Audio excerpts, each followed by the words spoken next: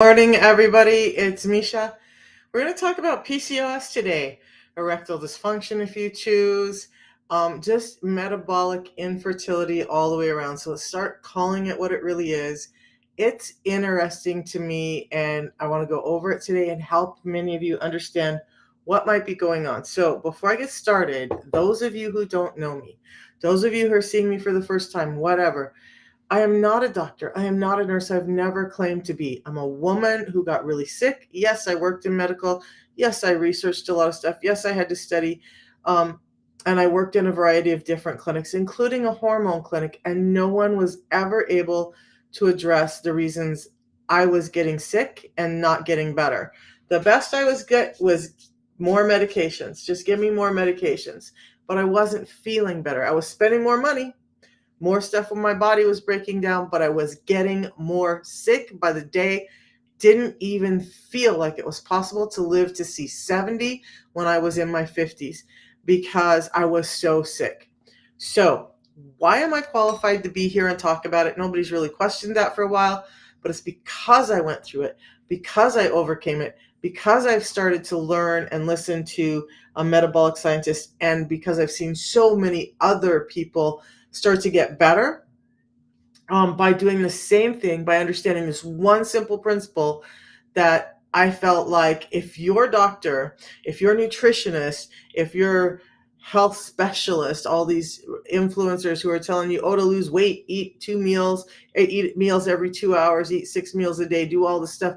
If they're not going to give you the real answers, somebody needs to start allowing you to open up your perspective and see something different and something that's real. So that's what we're here to talk about. Now, it seems crazy, right? It's like every day I wake up and it's just insane to me the amount of things that insulin resistance is linked to. When we look at that and we understand that 93% of us, 93% of us have a metabolic disorder, and that metabolic disorder is driving all kinds of dysfunction in the body, we can start to maybe see what's going on with us and why I have all of this stuff up here, all of this stuff that I'm claiming links to insulin resistance, and there's science behind it. It's been a while since I've had someone bring up something really new, but I've had people bring up different diagnoses. One of the ones that really shocked me was muscular dystrophy. Has nothing to do with PCOS. We're going to get there. But I was curious, and so I'm like, is there a link between insulin resistance and muscular dystrophy?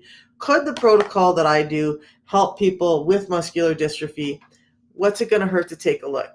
I was shocked because I thought this is one area where I'm going to look at, and I'm not going to find any scientific papers that say that there's a link. Boy, was I wrong. Because even with that, insulin resistance has links, and it's insane. So let's dive into PCOS. I'm going to explain what insulin resistance is. I'm going to explain how it's affecting a woman's body for PCOS. If there's guys in here and they want to know how this can be affecting them with erectile dysfunction, we'll go over that. There's a whole other function of like gestational diabetes and how insulin resistance acts when a woman's body is pregnant.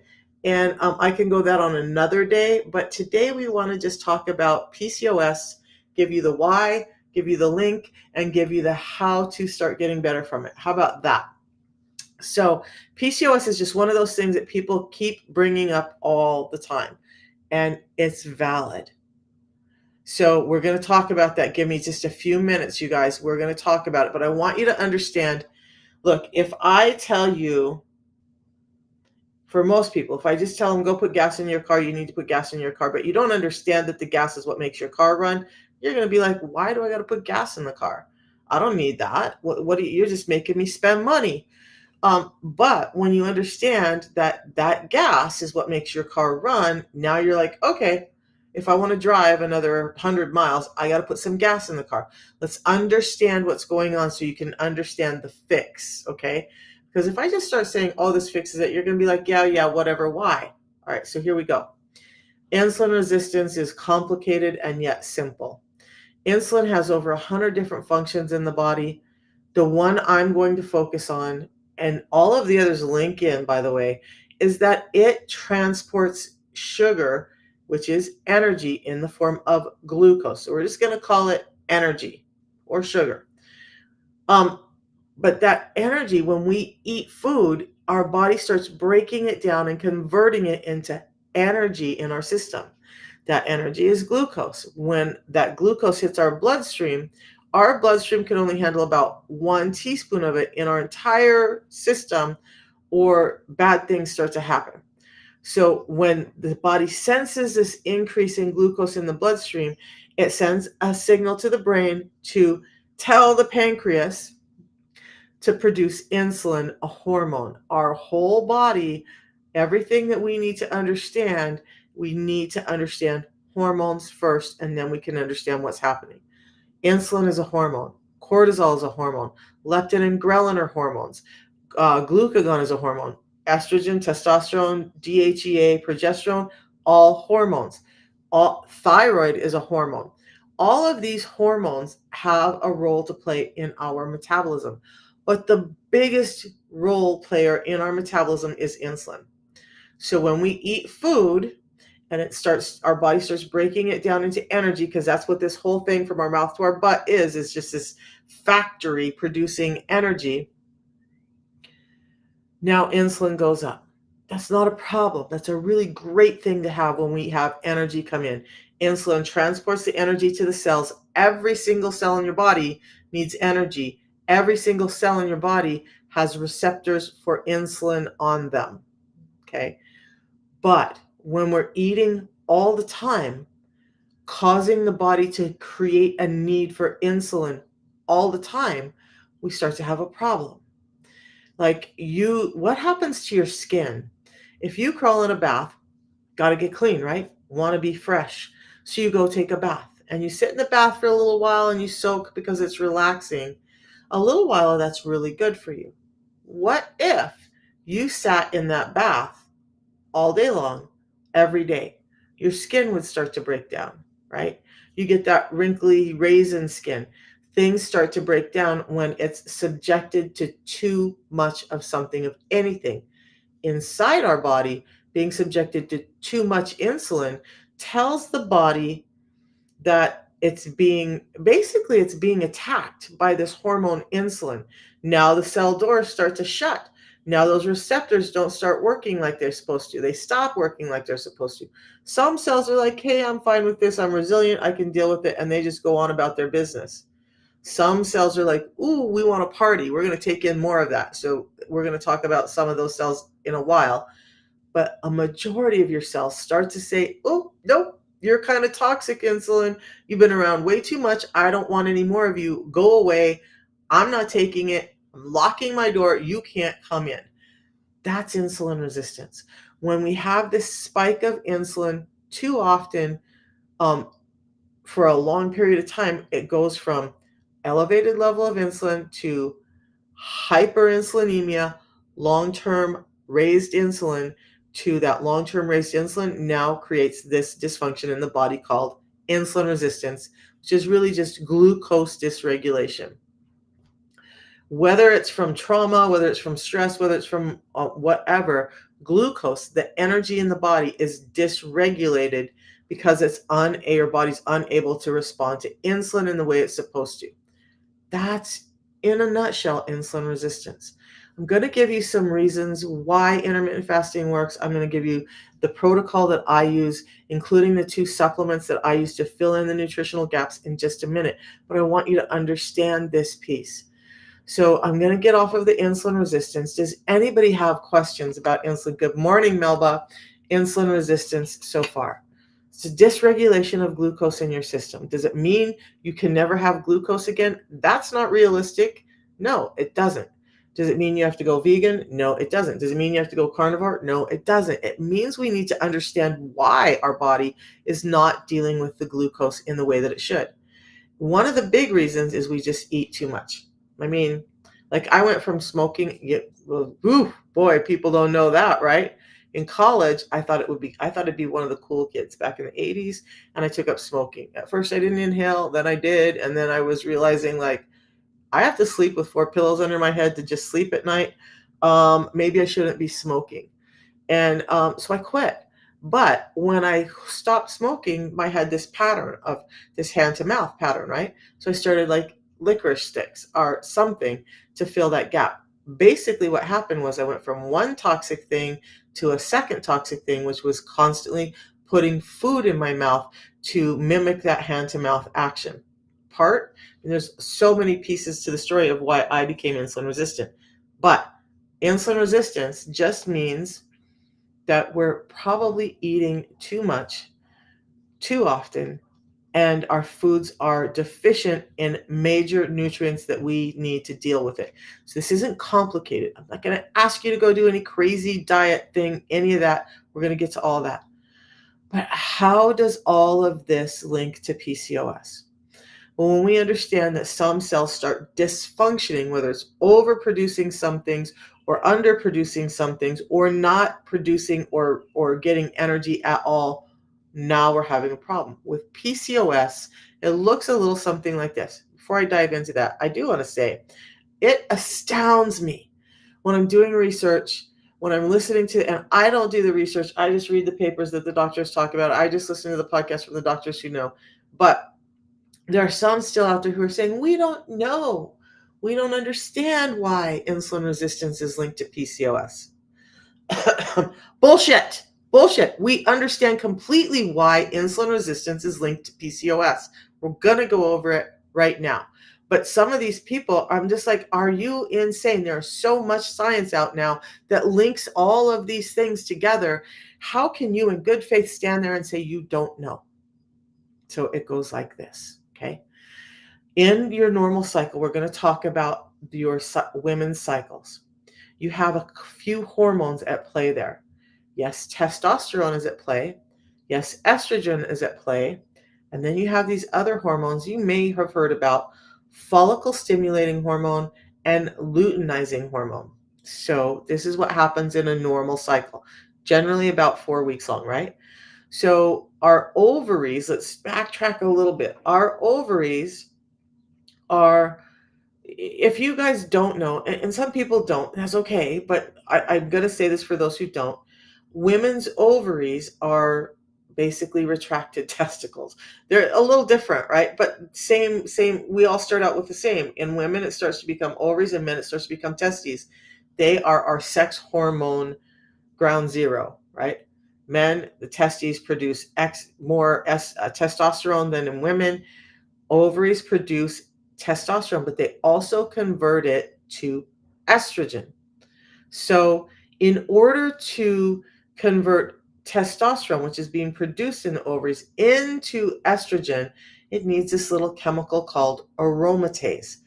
Now, insulin inhibits the aromatase. Aromatase allows us to take that testosterone and convert it into the usable estrogen that women need in our bodies. Now, too much estrogen, we start having fat. Too little estrogen, we start wasting. We need estrogen for our metabolism as well. But in the presence of insulin resistance, it stops blocking the production of that aromatase. Now, testosterone is more prevalent in the ovaries, and estrogen is not being converted. And so now you don't have enough estrogen in your system. And I'm going to explain how that plays as well. And Vinny, you are absolutely, so Vinny says this affects bone health as well. Yes, it does. I'm going to take a pause, take a Misha break, but I want to say this because you said that, Vinny. I've had both hips replaced. I've had my left knee replaced. Not only were there spurs in there, calcium deposits in there, not only were the labrum and the meniscus going away, but my bones were starting to become brittle because they weren't getting the energy or the nutrients they needed. And I ended up having 2 hip replacements and a knee replacement, and bones that were at risk of breaking. In fact, I twisted my ankle once and broke my one of the bones in my lower leg, and who would have known? But yeah, it definitely leads into bone health, and maybe I should. You know what? I don't think I've ever done a talk on bone health, but let me make a note so that I can do that. I have way too many notes. Okay, now we're gonna get back to PCOS. So we know ovaries, have a lot to do with your testosterone and your estrogen. Besides the fact that you're not producing enough estrogen out of the testosterone that's produced, you have this little uptake in this dysregulation where you are getting excess testosterone. So now you're producing testosterone. It's not getting converted at the rate it should be. So you have a little higher level of testosterone. But then your ovaries are creating even more testosterone. And so now you're testosterone dominant. Now you start having things like male pattern baldness. You start growing facial hair, having these really dark black hairs all over your chin and your face. That's excess testosterone. Acne, excess testosterone. Okay. But how it plays into PCOS goes like this. In our cycle, we start out and we have low estrogen levels. When we're having those low estrogen levels, our body is being cued to produce this thing called follicle stimulating hormone. Follicle just meaning the eggs that our ovaries produce. So there's a chemical, a hormone that goes down to the ovaries and says, hey, produce these eggs. This is a normal cycle. We start producing eggs and we produce lots and lots of eggs. So at some point, those eggs are growing and maturing. And as the body senses that there are eggs that are maturing and it senses that there's an egg, typically one egg that's mature enough, that's strong enough, that this is what we're writing our genetic future on, because that egg is going to create the baby that's going to keep our bloodline going, right? So now our body says, ooh, we have an egg that's ready. The estrogen levels are starting to increase. As those estrogen levels increase in response to these growing eggs, at some point, the brain says, okay, now we need luteinizing hormone, LH. What the luteinizing hormone does is it helps that one egg get kind of like ejected from the ovaries, right? It leaves the ovaries and now it becomes the target for the sperm that's going to become a baby, hopefully. That's ovulation. Now, if all of this doesn't happen right, and we don't get the cue from the body because we're not getting the rise in estrogen, so we're not getting the cue that we need the luteinizing hormone. By the way, the luteinizing hormone doesn't just eject an egg, it tells all the other eggs, all the weakling eggs, survival of the fittest, right? All those weakling eggs, it's like, you're done, you're out of here, go away. Those eggs start to dissipate, dissolve, and just go back into the body and never to be heard from again. It's a mystery, right? But in the absence of luteinizing hormone and that increase in estrogen spurred by the interference of insulin and that whole thing called aromatase not being able to convert from testosterone, now we have eggs that are hanging out in the ovaries. Now we have an egg that's super ready to go, but it just can't get out of the gel cell of the ovaries. It's stuck there. And so are all the other eggs. They're not going away. Eventually they start to be like, oh, we're not going anywhere. This is hopeless. And they start to die off and fall into the lining of your ovaries and cause little pockets of inflammation called cysts. So let's break it down. PCOS, polycystic ovarian syndrome.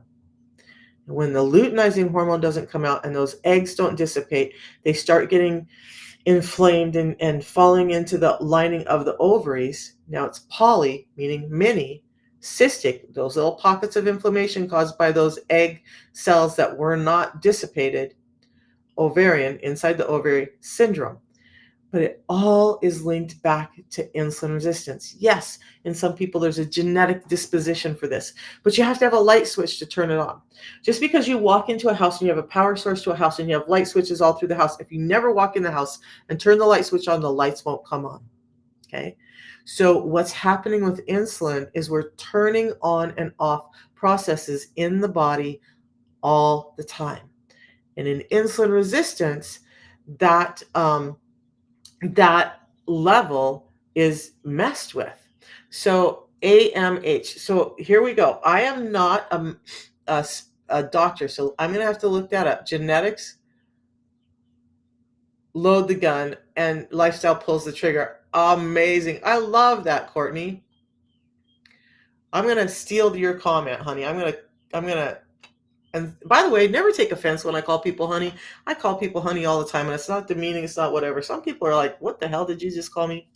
It's just a term I use. Okay. So, AMH, what if you have PCOS and AMH is low? I'll have to do some research on that one, to be honest, because I'm not going to give you guys answers I don't know. By the way, it is time. I've been drinking the cold tea, but I have this glass of hot water here that's just tearing me apart. So this is what I do every morning. We're going to get into this too. I drink this tea every morning. This helps me with satiety, helps me with energy, and helps me in a fat burning state be able to produce ketones and have more fat burning and more energy flexibility in my body, helping all of this stuff come better. So just poured it in hot water, stir it up. That's it. That's my tea, and I'll go over that in a minute. By the way, I absolutely love this mug. I found it a while ago, not that long ago, within this last month, and I'm going to show you. This is just my life. Like,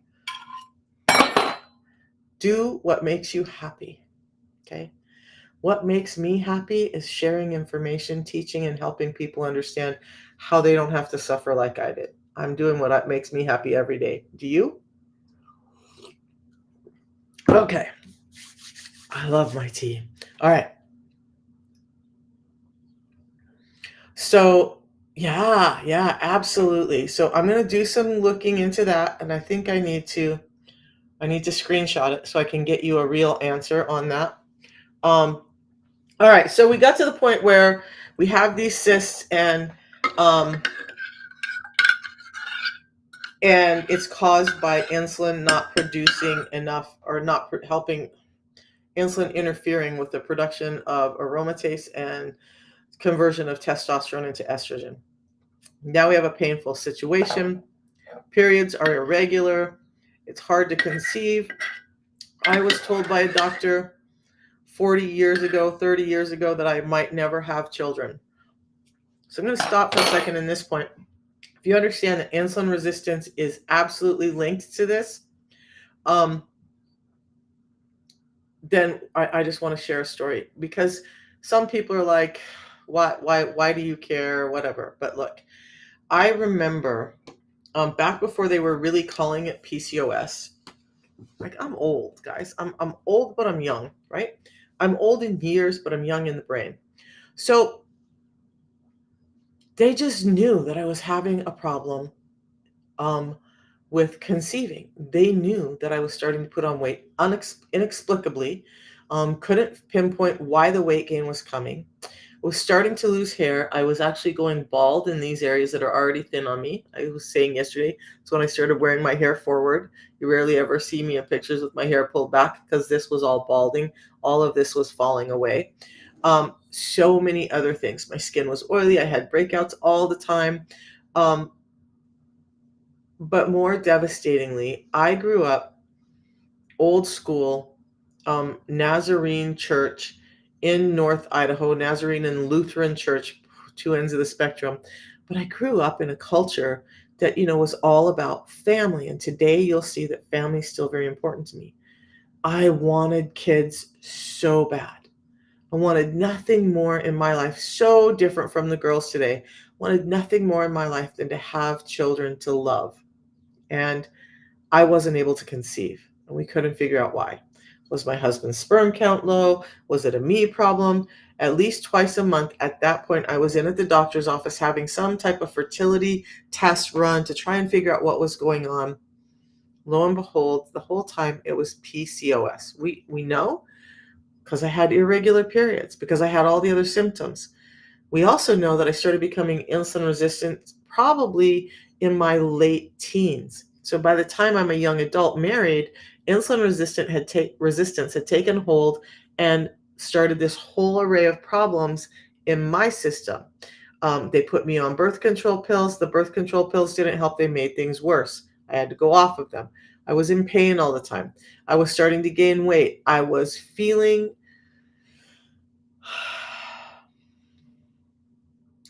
Not incomplete is not a deep enough word. Let's say this. I felt worthless as a woman because I couldn't conceive a child. And it was devastating to me. Not one physician, not one person talked to me about the fact that the lifestyle that we lead, the diet that we eat, was causing the problems for me. And if we could just address those problems, all of this stuff would be better. It was so bad that I had two children. When I had them, I called each one of them Immaculate Conception because I had been told that I wouldn't have kids. There's a whole other big round story about that. But but my children were miracle children to me because I was told I would never have them. Now, that was a painful time for me. It was a painful time to go to drive down the street or go to work. For a while, I worked in a small town below Jackson Hole, Wyoming, called Afton. And there was a woman who at the time was a designer for the ski wear company that I worked for. I became the designer later. But she had 3 or 4 kids, and she was single, and she didn't have a lot of support. So she would go to the bar, leave her 3 or 4 kids in the bar in the heat of summer, in a locked car, or in the dead of winter, in a locked car for hours. No food, no water, no heat, no cooling, no anything. And I'm like, how the hell are these women having kids that don't even care about their kids? And the biggest thing I want in the world is to have a child. What did I do wrong, God? Why can't I have a child? Well, we have answers now. And so nobody else has to suffer through that. Thankfully, I had 2 beautiful, amazing children that I have a great relationship with. They are the center of my world. I'm so blessed to have them. But all of that could have gone much easier had anybody understood insulin resistance back in the day. Okay, so if insulin resistance is causing PCOS or flipping that light switch, setting off the trigger, then we need to understand how to control insulin resistance. The PCOS gets better. Fibromyalgia, sleep apnea, diabetes, arthritis, vertigo, skin takes, all of it starts to get better when we simply address insulin resistance. So when I talked earlier about it being too much food too often and it converting into energy too much, part of what's happened is our foods, when I was a kid, before the whole, I had some trauma. Excuse me. I both had a car accident that gave me whiplash and forever changed the direction of my spine. I got hit in the back of the head with a 12-pound shot put, completely knocked out. Thankfully, I had already lettered that year in track and field because I was incapacitated. I couldn't compete anymore in the events that I could show up with my little letter and my pin, but I couldn't compete anymore for the year. So those traumas help set off insulin resistance. Dietary concerns help set off insulin resistance. When I was a little girl, we had a family farm. We grew our own vegetables and fruits, and I remember what we got out of that farm. It was not anything like what we get in the grocery store today. So don't be fooled or tricked into thinking just because you go down that aisle of the raw foods that you're doing tremendously better. You're doing better, but those foods have still been modified. And what's been stripped out of them is enzymes and nutrients, including a super nutrient called fiber. Fiber is present in those raw foods to help slow down the delivery of the glucose that we eat when we eat them, and so that it's more a steady state of energy for the body instead of this power punch and then absence of energy. So our food has changed. It's been genetically modified. Peaches used to be, this is my favorite illustration. Peaches used to be about the size of this, if that size. Now they're the size of my fist. They went from this to this by having fiber stripped out. Stripping the fiber out allows there to be more glucose in it, allows it to be more juicy and more sweet, but it also allows that sugar to hit your bloodstream much quicker. So what are you going to do? If our food, if 93% of us have a metabolic disorder, if our food, yes, it started in the US, and yes, I'm going to take that I'm not the cause of it, but it started here and now it's spreading around the world, the standard American diet. And we're seeing people get sicker and sicker and sicker as farming practices change, as producing practices change, as all of this stuff happens. So, what we need to understand is number one, and I haven't even covered this yet, but I can cover it at some point. We need to avoid those toxic chemically oils that are causing inflammation in the body, that are spurning more insulin resistance. I'll get into a whole other thing about that later. Number two, we just need to understand that our foods are deficient in specific nutrients that we need, and it's almost impossible to get them out of the food supply we have today. You have to eat way more of the foods to get some of this nutritional density that we need. But in the meantime, you're still getting more carbs and more kcals or energy measurement in your system. The simplest way to deal with that is to put fiber back into the system so that it slows down the delivery of that sugar into the intestinal tract where it goes into the bloodstream and stops this overload of sugar all the time. By the way, those intense cravings that you have and that need to eat all the time is driven by this. So what happens is this weird thing where in the presence of high insulin, and I haven't gone over this yet, when we eat sugar and the blood sugar goes up, insulin comes out, right? But insulin goes a little bit higher than sugar because it's got to have enough insulin to take all of that glucose and deliver it to the cells. But we're eating that sugar all the time. And so now we're training this hormone of insulin. Instead of insulin coming out when it's needed and then dropping down when it's not, we're training insulin to be out and present all the time. So when we have that high level of insulin all the time, we're starting to have problems. What we need to understand is how to get the insulin down and low and slow so that we're not having those issues. Back to fiber. What fiber does and what God, the universe, the creator, whatever you want to call it, did when they put fiber with these carbohydrates, and we're going to talk about some myths about that too, it was to help give us enough stuff to keep our gut healthy, to keep our gut microbiome healthy, to keep things clearing through, and to slow down the delivery of food so that it's not just this direct pipeline into your bloodstream, that it's giving you sustained energy. With insulin resistance, you're not getting sustained energy because you have an insulin level that's high all the time, and it's delivering the sugar too quickly. So now you have this gap. You ate energy, there's energy present in your body, but because of insulin resistance and a high level of insulin, you're not able to use the energy. So your body perceives that you need more. Now you have cravings. Now you want those quick fix potato chips or candy bars. And those intense cravings are real because your body's like, help, I need energy. But at the same time, your body's like, ooh, there's all this energy in here. Can we just slow it down a little? Can we just slow down how that hits our system? Fiber does that.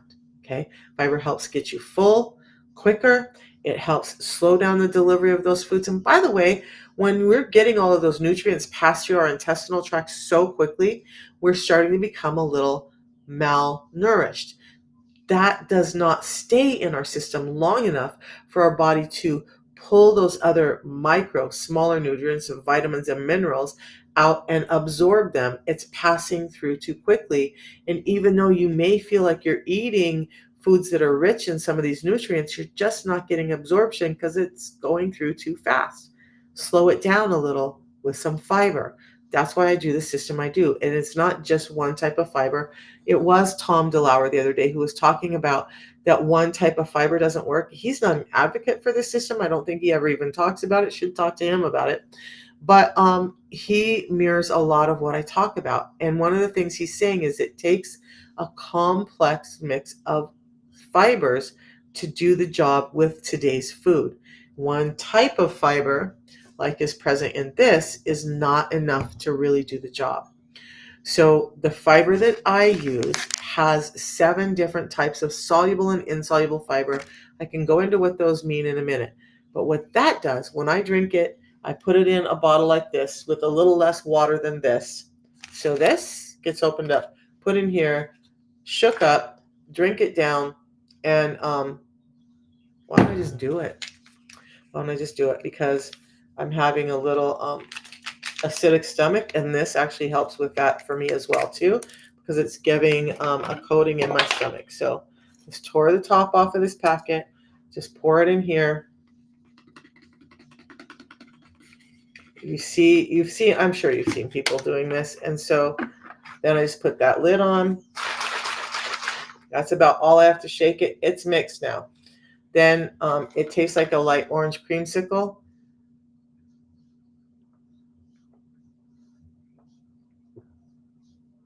That's that. Now, if you look at my bottle, you see that it's already got this kind of coating in the bottle. When you do these other fibers, you're not getting that coating. This coating is important. This is what's starting to happen in my gut now. So as this starts to go down and hit my gut, my stomach, it starts coating, right? It starts, and then when it hits the enzymes in my gut, it starts gelling up and creating this thick gel matrix that then can encapsulate the food that I eat, surround it, slow it down from being digested through the tracts so that we're getting a more normal absorption rate of everything. But this little coating that you're seeing in this bottle, and if I sit for very much longer, there's that little tiny bit in there. It gets really thick in a minute, almost like pudding. That's the gold of this. That's the gold of why this works. That's the gold of the science behind it slowing it down. Now, this one packet that I took, if I were to eat in 10 minutes, it would slow down the delivery of those sugars from the food that I eat into my system. So it would reduce a glucose spike by 20% just by doing this before I eat. That is what reversed my diabetes, helped me with those symptoms of PCOS that are really just insulin resistance as I aged, helped me with my Hashimoto's, helped me with my joints and all of the other stuff. Slowing down the glucose delivery into the system is what helped. It wasn't that I had an absence of glucose. It was that I had the delivery of the glucose more properly in my system. Okay. So I hope all of that makes only Linktree, see Connect, WhatsApp, or Facebook. Right. So I just changed that recently, you guys. I realized that and I'm just in all transparency. Look, for me, this is about creating connection, about helping you understand. And yeah, there are some people who just don't need any more information. They can hop on, they do this perfectly. Everything is fine. But for the rest of you guys, I want you to know, number one, that if you're going to do the system, that this is actually going to be beneficial to you, that you're at a state and a time where you can start a program like this and do it, and that you understand why you're doing it so you'll be more successful with it. If I don't have that connection, that find out about you, about what's going on with you, then I'm not helping you in the way I want. So I really don't want people just to run to a page and go, oh, yeah, well, maybe this is going to work, maybe it's not. I want you to have conversation. I want you to find out if it's going to work before you spend the money or if there's a potential for it. And so that requires conversation, and that requires you to have a connection, right? But it's simple. I'm not going to hound you. Just send me your information. I'm going to address what can and cannot be seen and how this all worked and send you a few texts. That's it. Okay.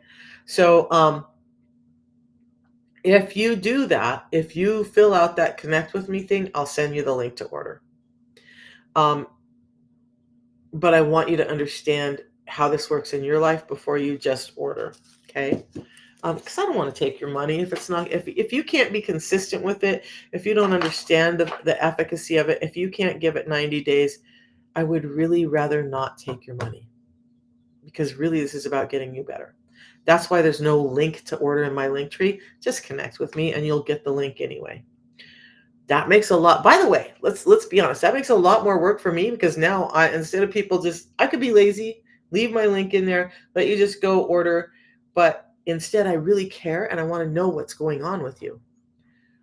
So let's do it the right way. Let's do it the way that nobody's used to right now, and that's just by connecting, having conversation, and actually helping. So, all right, yeah, that's how you're feeling now. I missed that one. I was probably going off on a tirade. Yeah, just fill out the thing on Linktree, and the worst thing that's going to happen is you're going to get about 4 texts from me that explain all of this, the cost of it, what it is, why, and you'll get the link to go order. Just connect with me, okay? So the system for me looks like this. I showed you both. I'm still drinking my tea, and there's a misconception that you have. Melba, let me check on your order. I thought that I saw that it was. Didn't I give you an answer to when that was going to be there? Let me go look, Melba. I can give you a date when it's supposed to be delivered. I think the last time we looked, it just said because it was with FedEx, we were waiting for the date, right?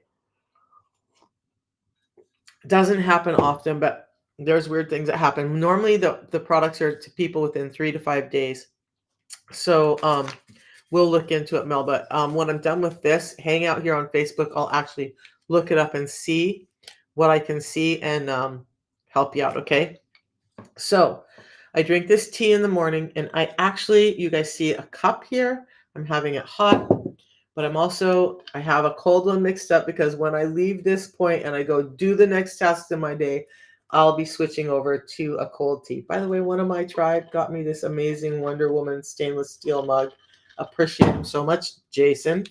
But tea in the morning helps keep my hunger down, helps keep me full of energy, my brain functioning properly, antioxidant, anti-inflammatory, a lot of really good properties in this.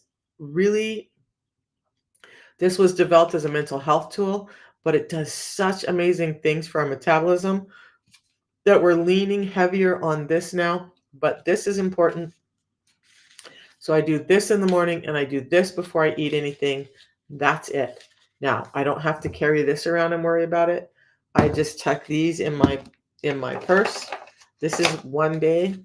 So I tuck these in my purse, and because I'm a nut, I usually tuck a couple extra in because who knows what emergencies. Maybe I'm going to meet somebody. Maybe they want to have a drink. Maybe they want to have whatever. Then I just put those in my purse, and that's how I go. I haven't talked about this for a while.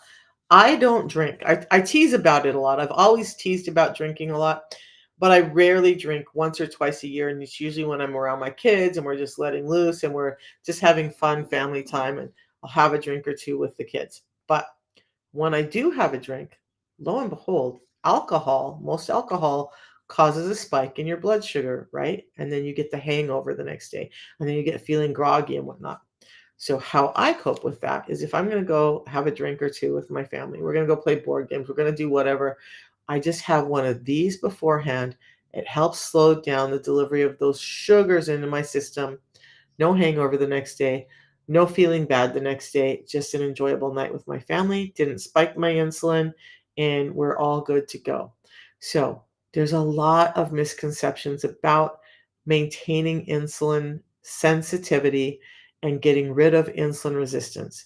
One of them is that you can't have an enjoyable life. You absolutely can have an enjoyable life and do many of the things that you love now. We're just going to make a few small tweaks, and help you understand why you got sick in the first place so you don't end up back there again. I had a call from a woman yesterday. By the way, yeah, just go to my profile, connect with me. I'll get you the links for this. Um, you know what? Can you do that for me anyway? I'm going to be a bit selfish right now. I'm going to be really selfish right now. You guys, I'm an introvert. I live alone. I don't like to leave my house. I'm autistic. I'm ADHD. I love people, but I don't like being out there very much. Some of the biggest joys I have in my day is when I get to talk to you guys, and that's real. So don't take my joy away. Let me talk to you. All right. So tea in the morning, a pre-meal drink before I eat anything, that's what reversed my diabetes. And my numbers are still in normal range.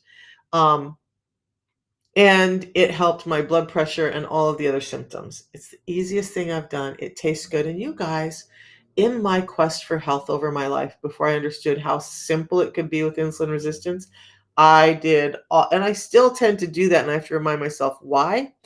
But I look at all the supplements, at all the things that could help and should help, and apple cider vinegar. And yes, I do that. My dad was a big proponent of that. Yes, I try to drink bottled water. Yes, I whatever. Um, but this has been the easiest thing I've ever done to get my health back. So this woman from South Africa was doing the system, fell off for a while, and I cannot remember why. Called me back and said, "Hey, I really need to get back to this. And so can I order again?" Of course you can order. And you guys, life gets in the way. I'm never going to browbeat somebody because they had a hiccup in life and they didn't stay consistent. That's you, right? Am I always going to be here with open arms to help the people who want to help and get their health back? Absolutely, I will. Until the day they put me in the ground, I hope I'm doing this work. Now, a tea in the morning, a pre-meal drink, just use the link, connect with me. I'm going to explain it to you in about 4 simple texts you'll get, and then you're going to get the link. All you got to do is connect with me and tell me what's bothering you so I can help address it. Yeah, so just use the link in my link tree, send me a message, you'll get and here's the thing, you guys, I've learned some cool stuff. Technology is amazing, right? I feel like I'm pretty good for a baby boomer to be as technologically advanced as I am, but there's always new cool stuff. Now, what you're going to get from me when you connect for me is you're going to get a little personalized video that I made just for you so that you actually got a hold of a real person and not just some clearinghouse number thing. Then you're going to get the texts. And then we get to have conversation whenever you need to have conversation. Okay. So yeah, just use the link, connect with me, and I'll get you the information straight away. And it does, you guys, let's talk about this. I do want to talk about this a little bit. You're new here. I'm sorry, I missed some questions. I'm going to come back up and we're going to do these questions. And then you guys, if I ever miss a question, please just say, "Hey, you didn't see my question. I asked something," or just ask it again and say, "Can you address this?" And I will go back. I'm human. I miss some things. Not that I'm ever trying to ignore somebody. So Hot Galaxy says, "Hi, I'm new here. Can you be insulin resistant and not have PCOS, but have other symptoms listed?" Absolutely. It manifests differently. And so who was it? Gabby, who said genetics, it's kind of like when she said it differently. And sorry for this. Remember, I grew up in North Idaho, small town girl, but it's like genetics load the gun and insulin is the finger that pulls the trigger. Okay. So you could have a number of different things. Does everybody who have insulin resistance, are they going to end up with worsened autism symptoms like me? No, because if you don't have autism, it doesn't matter, right? Are you going to end up with PCOS? Maybe you have a mild form of it and you don't know. Maybe you don't have. Maybe you never had the genetic disposition for it, but you have the other symptoms. So yes, insulin resistance is causing dysfunction throughout the body in a myriad of ways. And today we're just covering PCOS. But it's not the only thing that happens when you have insulin resistance. So I have been remiss on doing some of these duties. So we're going to talk about it this morning. Insulin resistance. Top 5 ways you can tell if you're insulin resistant. Back up the truck 1 second. Please understand, this is a nutritional disorder, meaning we're not getting in the right amounts of food and we're not getting in the right macro and micronutrients for our bodies to be able to function. It does not mean you're deficient in a medication or a diagnosis. Okay? You are not deficient in a medication or a diagnosis. You simply have an imbalance in your nutritional needs that we just need to address, plug in those gaps in the imbalance, and you start feeling better. So now if you have severe issues, obviously go see your doctor. But please don't wait to go be like, "Oh, hey doc, do I have this?" before you start addressing what we know is affecting 93% of us. So, okay. Back to it. Where I lost track of where I'm at. Oh, one of the things that I was going to talk about this before I hop off because I have a super busy day today. We're getting ready to move. So while my son is deployed, I am helping his wife get their house ready. So today I'm going to go spend time with my lovely, lovely daughter-in-law, and we're going to start working on their house. So when my son comes home from serving his country, he's not stressed over all the duties left here. So, what's the difference between macros and micros? Macro refers to big nutrients, and there's three macronutrients, big, big divisions of nutrients in our system. Micronutrients are the smaller, finer parts of our nutritional system. Micronutrients are things like um, vitamins and minerals. Macronutrients are broken down into these three specific categories: carbohydrates, proteins, and fats. Okay. So this was one of the things I was going to talk about. I was listening to some guy, and I think for the majority of what he gives great information. But he was like, you gotta limit your carbs. Focus on your vegetables. Vegetable is a carbohydrate. A vegetable is a carbohydrate. If it's not a protein and it's not a fat, it is a carbohydrate. So then, what's fiber? Fiber, carbohydrate. Fiber is a non-digestible carbohydrate. Okay. Oh, perfect, Rara. So I will be sending out messages throughout the day, and I look forward to talking to you and finding out how we can help you. And really, really, you guys, it's like, I don't want to call it kids because none of you guys are kids, but it's more like family, right? When I see my family succeeding, you guys, I have goosebumps right now. You have no idea what that means to my soul. We're going to back up. I'm going to go back to the other stuff in a minute, but I want to share this with you, Rara. I remember growing up in that small North Idaho farm, and this is reality for me. And I've been telling this story for years. Who knew it was going to end up here? But I remember walking out of our house that we were building on our little 5-acre piece of family farm, wooded and whatnot. And I would sneak out while everyone else was asleep, way before cell phones and all of the stuff. And I grew up in a religious family, and I would kneel down in the garden and pray for God to take me and allow me to be useful to people in helping them heal. And that I think at the time I wanted to go to Africa, but I was just like, my family doesn't need me. Yes, I had a traumatic childhood. They're not even going to miss me. Yes, I really felt that. I was like, God, just let me go be useful. And so thank you. When you guys ask me questions, when you trust in me, you're helping me fulfill that childhood prayer at 5 years old. Okay. So it amazes me when we're talking about the system, how easy it is when people talk about how expensive it is. It's $5 a day.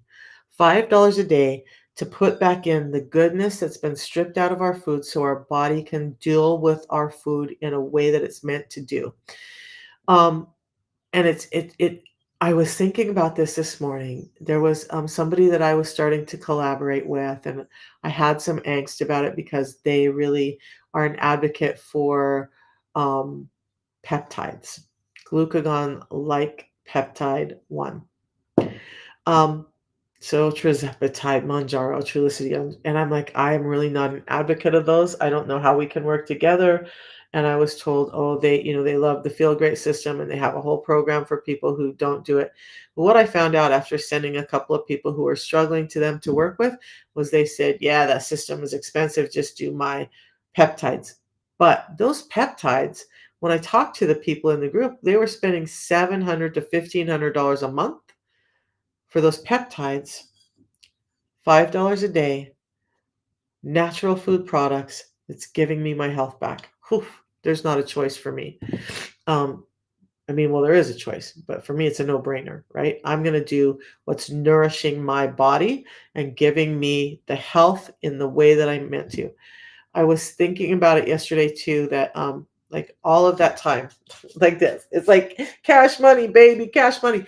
When they're giving you medications, you're just going back, and it's not okay. So yeah, you're coming back and doing this every month, right? So people will be like, well, yeah, but they're doing that with you too. Okay, but this tea, this stuff is helping build health from the inside out. So now, yeah, you keep spending that $5 a day because our food is imperfect and we got to keep plugging those gaps. But now I had a walker and a cane. I don't have those anymore. I couldn't walk up and down stairs. I regularly go up and down stairs, no handrail now. My eyesight's back. My hair's coming back in. My health is better. $5 a day, my health is getting better. Or I was spending about that on medications and my health was getting worse. Which way are we going to go? Which way are we going to go? Which side of the scale are we going to tip on? Do I want to invest in making my health better for the rest of my life and having a more productive, healthy life so that I'm not bound to a wheelchair, that I'm not bound to a bed, that I'm actually in interacting with my family and friends? That's what I want. And that's what I want for everybody else too. You got to want it for you. So I look forward to answering your questions. Melba, hang on. We're going to take a look right quick. Kind of inappropriate to do it here, but I want you to have the answer. And it just feels, I feel like we have this connection on Facebook. Like we can text, but we're always on Facebook together. Okay, you guys, I appreciate you. Thank you for filling my soul. Thank you for listening to this little North Idaho woman who's now living in Maryland talk and do the things that she loves. You guys brighten up my day. You, I mean, do I have to get up here every morning and talk about this? No.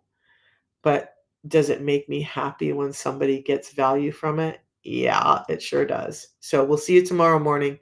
Not sure. I think I know I was going to talk about kidneys this week, but I may dive into bone health tomorrow because it is something that I've kind of neglected talking about. We'll talk about more about insulin resistance. Please bring your questions. Let me know what you need, and we're going to go over it all. But I will see you in the morning. Melba, hang on. Have a great day, guys. Melba. Let's see. Let me just take a second and look and see if I can find what's going on. Maybe it may be more appropriate for me just to text you, but let's see if I can get an answer for you real quick. Um, I am so proud of that boy of mine. He's he is so much like his mama in some ways and so much like his daddy in some ways, but he's just like got the best of both of us, and I appreciate his commitment to his family, to his country, to all of that. So thank you. I'll pass that on to him. Let me take a look here and see what's going on with your stuff, hon. Do you see this gray hair?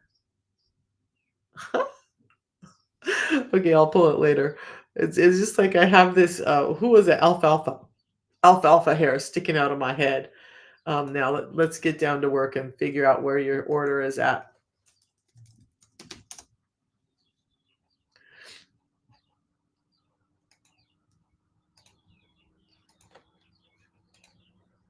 By the way, Melba, how have you been? What's going on with you?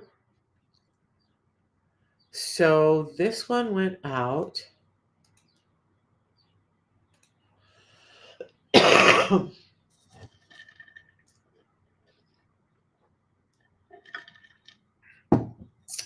Hmm.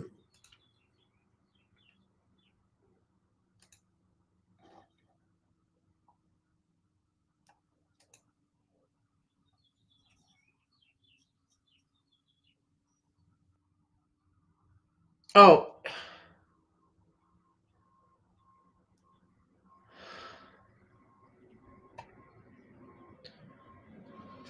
Melba, I'm going to give you a call. It's a FedEx problem. So I'm going to have to show you how to look up your order, and I can't do it for you. You will have to call FedEx, and I can text you the tracking number and find out, because since March 7th, it says it's out for delivery. Now, that was a month ago. So you should have received it. And the fact that FedEx, so this is not a unicity issue, this is FedEx likely lost it. Um, Yeah, the last thing I see was that it got put on a FedEx vehicle within the FedEx system in Nashville, Tennessee at 7 in the morning on Thursday the 7th. So there's definitely an issue.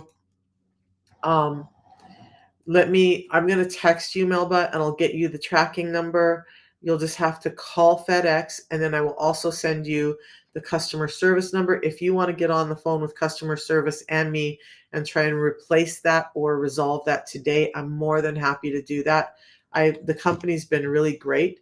I can't make promises, but I think that they'll help make this right. So let's hop on a call, okay? I'm going to be texting you or calling you in just a couple of minutes, okay? All right.